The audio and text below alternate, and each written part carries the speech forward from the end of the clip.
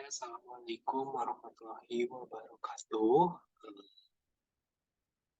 Perkenalkan, nama saya Wildan Azil Arfani. Di sini saya akan menjelaskan mengenai sinkronisasi clock pada mata kuliah sistem tersebar.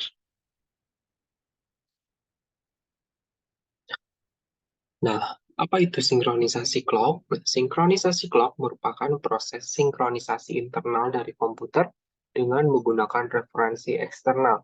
Nah, di bahasa pemrograman Python dilakukan dengan menggunakan modul waktu atau time. Nah, di dalam modul waktu ini menyediakan fungsi untuk mengambil waktu pada saat ini, mengatur waktu, dan mengubah nilai waktu dari satu format ke format lainnya. Nah, di model time juga ini menyediakan fungsi untuk sinkronisasi clock. Nah, fungsi ini memungkinkan pengguna untuk menentukan server waktu dan sistem akan secara otomatis menyinkronkan jam dari internal dengan server waktu yang tersedia. Nah, hal ini memastikan bahwa suatu waktu ini bersifat akurat dan juga konsisten. Seperti itu. Nah, lalu bagaimana sinkronisasi clock bekerja menggunakan Python ini dalam bahasa pemrograman Python? Nah, di sinkronisasi clock ini, Python berfungsi untuk menghubungkan ke server eksternal dan juga mengambil waktu saat ini. Sistem kemudian membandingkan waktu dengan jam internalnya sendiri dan menyesuaikan waktunya. Proses ini akan diulangi secara terus-menerus hingga memastikan waktu pada sistem selalu akurat dan juga up-to-date. Nah, di modul time ini menyediakan beberapa function untuk sinkronisasi clock ini, seperti time sync dan time sync now. Nah, function-function ini memungkinkan user untuk menentukan server waktu dan sistem akan secara otomatis menyinkronkan jam internal dengan server waktu yang tersedia. Ini memastikan bahwa waktu sistem akurat dan juga konsisten. Nah, selanjutnya di sini ada gambar atau grafik mengenai kesepakatan clock global. Nah, di dalam gambar ini menggambarkan bahwa bila pada waktu pada output created, nah yang output yang 2144 yang arahnya ke 2144 ini menunjukkan bahwa source code-nya itu dimodifikasi di komputer lain yang clock-nya itu lebih lambat sehingga waktu source code-nya ini berubah menjadi yang output si created yaitu 2143 karena source code memiliki waktu yang lebih lama daripada file objeknya, maka Mac di sini tidak akan melakukan rekompilasi dari waktunya. Lalu selanjutnya di sini sinkronisasi clock itu dikategorikan menjadi dua. Yang pertama itu ada clock secara logika. Untuk clock secara logika sendiri, boleh dikatakan semua komputer ini memiliki rangkaian pencatat waktu. Yang kedua, timer ini menggunakan crystal quartz sebagai sumber frekuensinya. Yang ketiga, selalu ada sedikit perbedaan yang terjadi dan mengakibatkan perbedaan waktu pula yang disebut dengan clock skew. Nah, algoritma yang sering digunakan untuk clock logika yaitu algoritma Lamport. Nah, untuk algoritma Lamport sendiri merupakan salah satu algoritma yang dicetuskan oleh Lamport, yang dimana sinkronisasi clock ini tidak harus dilakukan dengan nilai mutlak clocknya. Karena yang diperlukan dalam sinkronisasi ini proses-proses adalah urutan dari prosesnya tersebut. Nah, jadi yang dipentingkan adalah konsistensi dari internal clock-nya sendiri, bukan apakah clock tersebut harus sama persis dengan waktu realnya. Nah, itu untuk clock logika. Lalu untuk clock fisik, pada beberapa sistem waktu clock aktual menjadi penting, contohnya real time system. Lalu untuk sistem ini diperlukan clock fisik eksternal karena alasan efisiensi dan juga redundansi dari clock fisik ini. Nah, lalu untuk penggunaan dari sinkronisasi clock sendiri ada dua. Yang pertama itu at most one message delivery. Nah, yang berarti setiap pesan ini membawa pengenal koneksi dan juga timestamp-nya. Untuk setiap koneksi server, menyimpan timestamp terbaru ke dalam tabel. Nah, bila ada pesan yang masuk dengan timestamp yang lebih lama daripada timestamp yang telah disimpan, maka pesan tersebut akan di-reject atau ditolak dan dianggap sebagai duplikat atau ganda.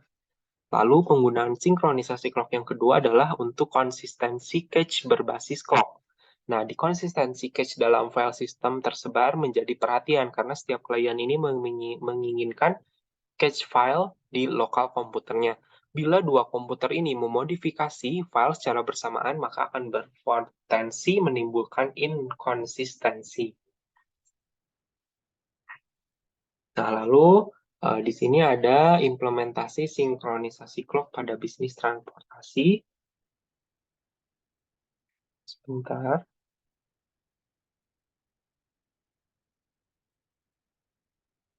Di sini saya tampilkan di dalam Visual Studio Code. Nah, di sini saya mengambil studi case-nya itu di bisnis transportasi. Nah, untuk penjelasan dari source code-nya, nah di sini nama filenya yaitu sclock.py.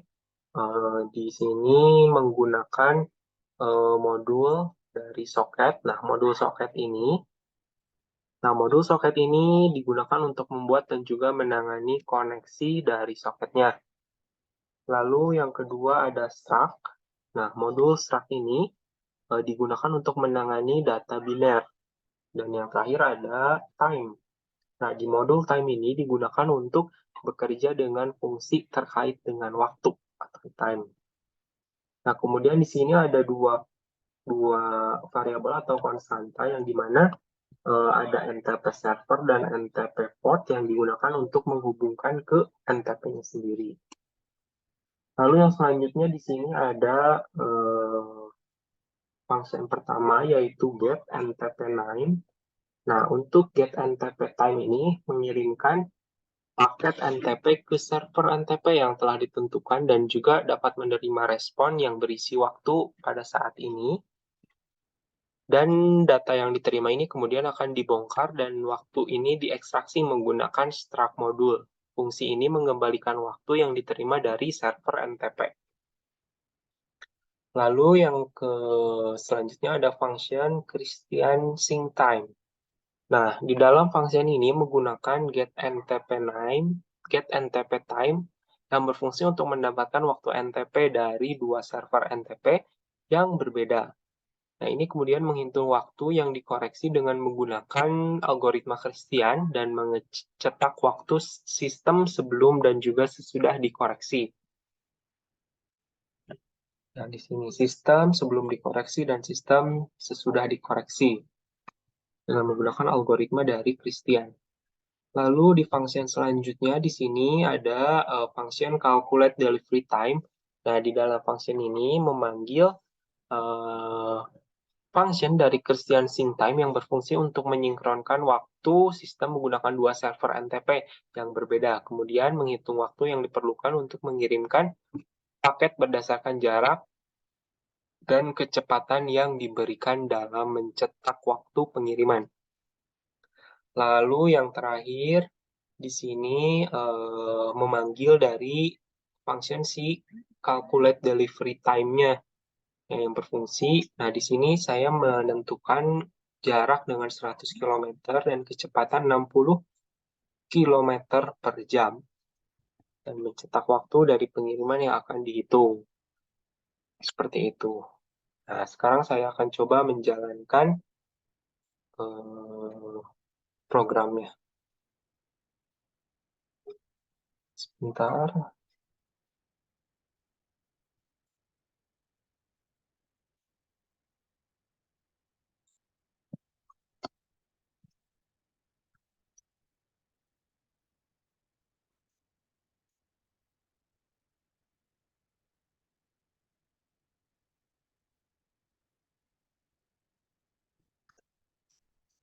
Python sclog.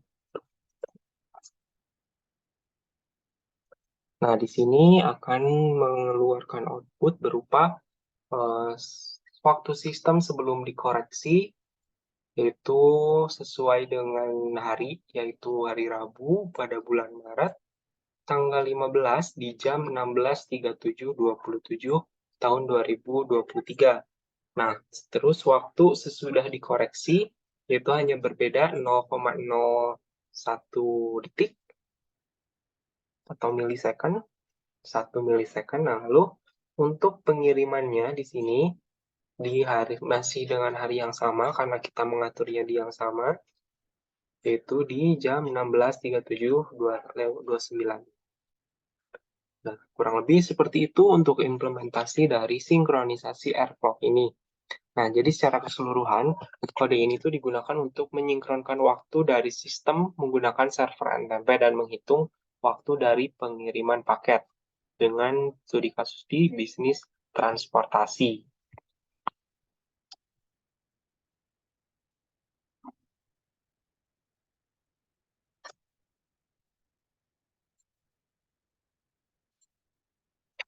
Itu tadi untuk lalu yang terakhir itu ada kesimpulan. Nah, kesimpulan dari sinkronisasi clock ini merupakan cara sederhana dan juga efektif untuk memastikan bahwa waktu pada sistem ini akurat dan juga konsisten. Modul time menyediakan beberapa function untuk sinkronisasi clock sendiri seperti time sync dan juga time sync now yang memungkinkan pengguna untuk menentukan server waktu dan sistem akan secara otomatis menyinkronkan jam dari internal dengan server waktu yang tersedia. Selain itu, modul waktu juga menyediakan beberapa function lain untuk mengambil waktu saat ini, mengatur waktu, dan mengubah nilai waktu dari satu format ke format lainnya. Function-function ini dapat digunakan untuk memastikan bahwa waktu pada sistem selalu akurat dan juga terkini. Nah, sekian penjelasan dari saya terkait sinkronisasi clock. Terima kasih atas perhatiannya. Assalamualaikum warahmatullahi wabarakatuh.